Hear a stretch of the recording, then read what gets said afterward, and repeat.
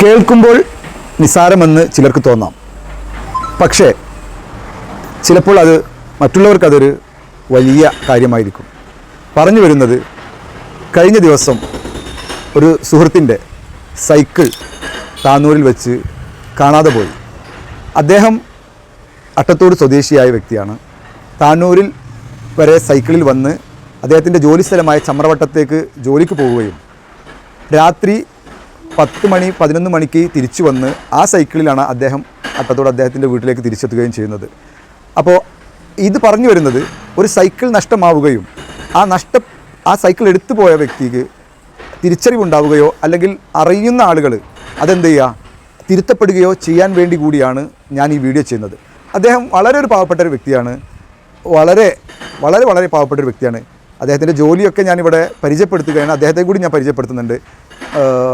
ചമ്രവട്ടം എന്ന സ്ഥലത്ത് പോയി പപ്പടം വിറ്റ് കിട്ടുന്ന അതുകൊണ്ട് ഉപജീവന മാർഗം നടത്തുന്ന ഒരു വ്യക്തി കൂടിയാണ്. അദ്ദേഹത്തെ ഞാനിവിടെ പരിചയപ്പെടുത്തുന്നുണ്ട്. അപ്പോൾ സൈക്കിൾ എന്നാണ് നഷ്ടമായത്? ഒരാഴ്ച.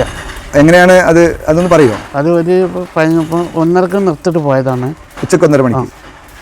രാത്രി ഒരു 10-10:45 ഞാൻ വന്നിറങ്ങിയപ്പോൾ സൈക്കിൾ കാണാൻ വെച്ചാൽ അതാണ്. പിന്നെ ഞാൻ അവിടെ ക്യാമറ ഉണ്ട്, അയാൾക്ക് അന്വേഷിച്ചിരിക്കുന്നു. ഒരു വിവരം ഇതുവരെ കിട്ടിയിട്ടില്ല. എന്ത് ജോലിയാണ് ചമ്രവട്ടത്ത് ചെയ്യുന്നതാണ്? പപ്പടം വിറ്റ് പോണ. സ്വന്തം ജോലിയല്ല, സ്വന്തം വേറെ പപ്പടം എടുത്തിട്ട് കച്ചവടം ചെയ്യാം. പപ്പടം എടുത്തിട്ട് എവിടെയാണ് കച്ചവടം ചെയ്യുന്നത്? നെരിപ്പറമ്പ്, ചമ്രവട്ടം. അത് ശരി. അപ്പം ഷോപ്പിലാണോ അല്ലെങ്കിൽ റോഡ് സൈഡിൽ, റോഡ് അരികിലാണ് കച്ചവടം ചെയ്യുന്നത് അല്ലേ? വീട്ടിൽ ആരൊക്കെ ഉണ്ട്? വീട്ടിൽ ഞാനും പെണ്ണുങ്ങളും മോളും.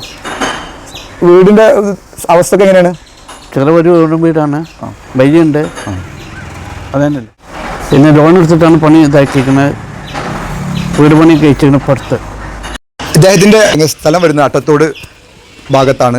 റഫീഖ് എന്നാണ് ഇദ്ദേഹത്തിൻ്റെ പേര്. അപ്പോൾ ഞാനീ പറഞ്ഞു വരുന്നത്, ഇദ്ദേഹത്തിൻ്റെ സൈക്കിൾ നഷ്ടമായി എന്നുള്ളതും അത് ചെയ്തവരാരാണെങ്കിലും അത് അദ്ദേഹത്തെ തിരിച്ചേൽപ്പിക്കുകയോ അല്ലെങ്കിൽ അറിയുന്നവരാരെങ്കിലും ഉണ്ടെങ്കിൽ അതിനുള്ള ശ്രമം നടത്തുകയോ ചെയ്യണം. ഒരു സൈക്കിൾ ചിലർക്ക് ഞാൻ നേരത്തെ പറഞ്ഞതുപോലെ നിസ്സാരമായിരിക്കാം.